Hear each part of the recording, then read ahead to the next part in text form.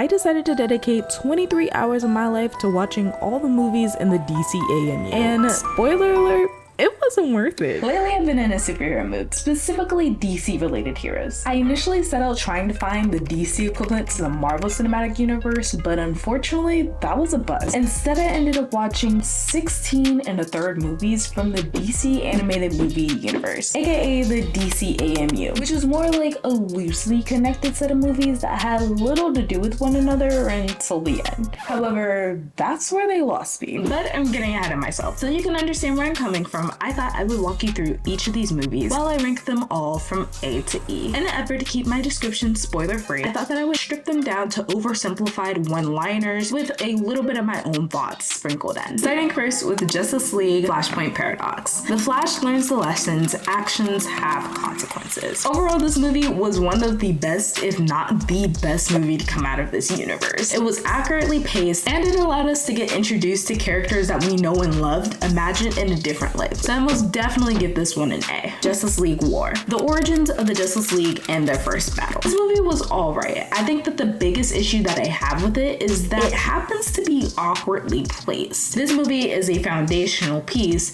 however, it comes in after we already got introduced to all of the characters, so it almost feels a little redundant, but even with that in mind, I will say that it was at least an entertaining movie, so I'll give it a solid C. Next, Son of Batman. Batman has a son. Honestly, this movie was incredibly boring. There was little to no action, and because the plot itself wasn't that interesting, there was little going on, which kind of sucked, being that I was a little excited for it as a Batman fan myself. Overall, I'm gonna give it an E. Justice League Throne of Atlantis, the Aquaman origin story. Personally, I'm not a fan of Aquaman, but this movie did him no justice. It was very boring and lackluster. It's a definite E. Next, Batman vs. Robin, a parental spat between Batman and his now son. This movie honestly should have been combined with Son of Batman, as it probably would have made a better movie. Once again, it fell into the same issue of having little substance and a very boring plot. An immediate E. Batman Bad Blood. The Batman squad joins forces to try and find Batman. If you can't tell by now, a lot of these Batman movies suck, and this one was no different. This movie was so disappointing, and it was probably the most forgettable movie out of this pack. Once again, another E. Next, Justice League versus Teen Titans. Batman's son joins the Teen Titans. This movie was actually incredibly fun to watch. I enjoyed being able to see the Teen Titans imagined in a different light, especially considering that I've only seen Teen Titans personally in a Cartoon Network show and then Teen Titans Go. So it was just a fun adventure. Most definitely get a solid B. Justice League Dark, a DC magic-powered focused adventure. Honestly, this was a surprisingly good movie. Going into it, I wasn't expecting much, but honestly, I appreciated it a lot since the magic side of DC normally gets forgotten and underrepresented. Not to mention, it was my first introduction to my boy Constantine, and he quickly became a favorite. An unexpected A. Next, Teen Titans The Judas Contract, an overdone hive organization arc. No lie, this movie was incredibly boring, and it might be because I'm very used to this particular comic being portrayed a lot in different aspects, but I've also never seen it displayed in the way that it was in this particular movie. It was kind of a disappointment considering how much I really enjoyed the first Teen Titans movie, so I'm gonna give it a disappointing E. Suicide Squad Health Pack, an attempted Harley Quinn carry that dropped the ball. This movie was okay. If you've seen the first Suicide Squad live action, it's probably more akin to that, where it wasn't exactly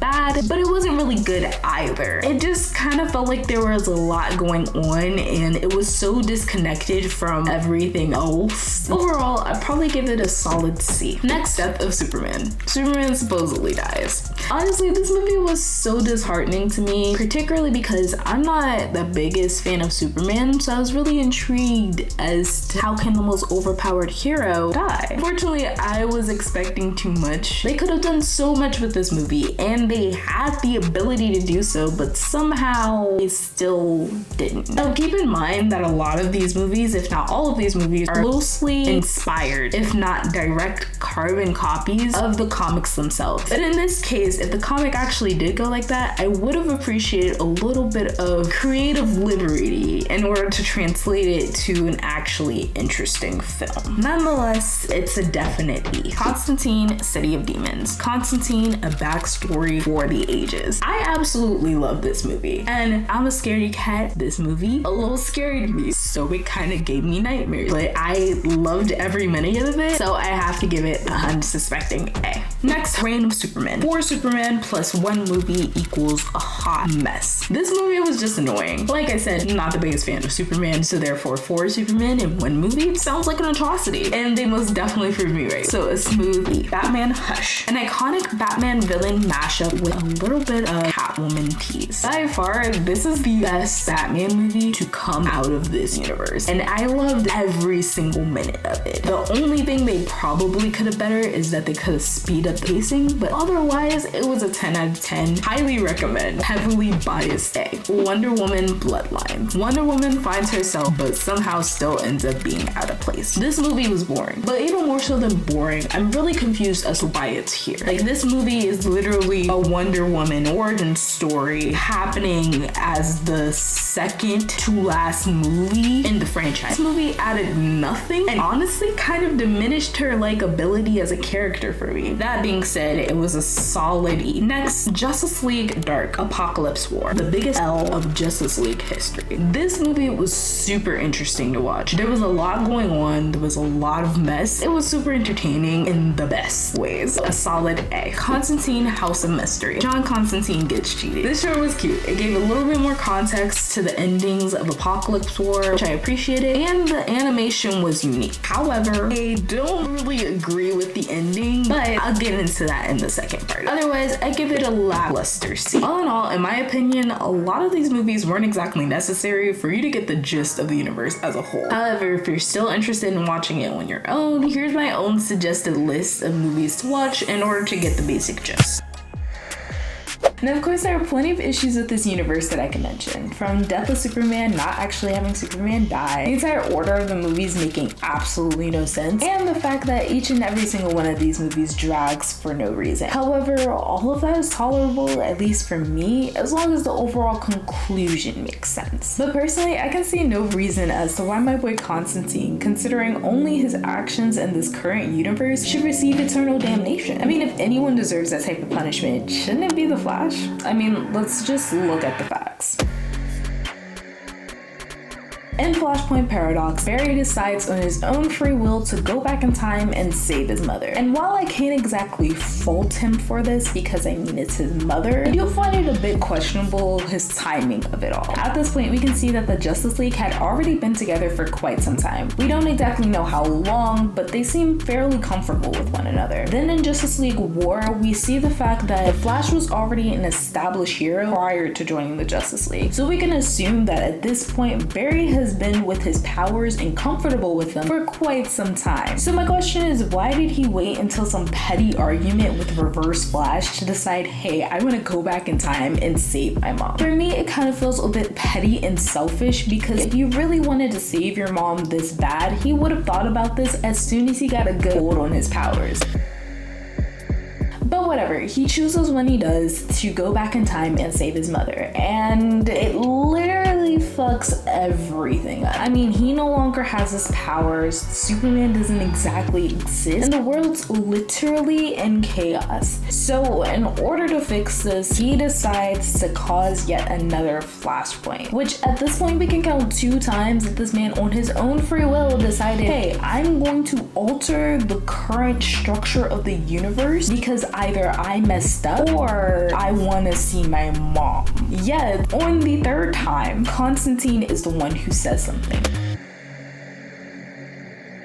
However, I will say Constantine's decision was influenced by the fact that he found out from the Flash himself, granted not him actually speaking it, but still nonetheless from the Flash himself, that he's the reason for the universe coming to be what it did. So that being said, Constantine even saying, go back in time and fix this because this universe is unlivable, was influenced by the Flash. I don't understand why Constantine should get eternal damnation for this, or at least why he should be alone in his punishment. Granted, there's no proof of this, but I mean, I'm pretty sure at some point he would have been like, hey guys, I have this method for us to be able to kind of like restart. You won't exist in this way anymore, but I could possibly create a better life for all of us. And I'm pretty sure everyone would have been like, yeah, sure. And if that's the case, then maybe Constantine shouldn't have been punished at all. Now, this really plagued me, so I went to the internet. Hey, editing Daijah here. So I reread this comment and apparently I misunderstood it the first time, so we're doing it again. Yay! Anyway, essentially what the comment was trying to say is that maybe the Speed Force protected Barry, aka the Flash, just like Spectre was trying to protect Constantine. And the only reason that Constantine really truly got the worst punishment is simply because he kept escaping the House of Mystery. And to that I say, I still don't think that he deserves the worst possible outcome. Even Constantine's little nudge was influenced by the fact that he saw everyone else struggling and he was like, oh, okay, well, I know of this one way that might possibly make it such that everyone doesn't, I don't know, die a horrible death. That was a selfless act and should absolve him from one, getting the worst punishment,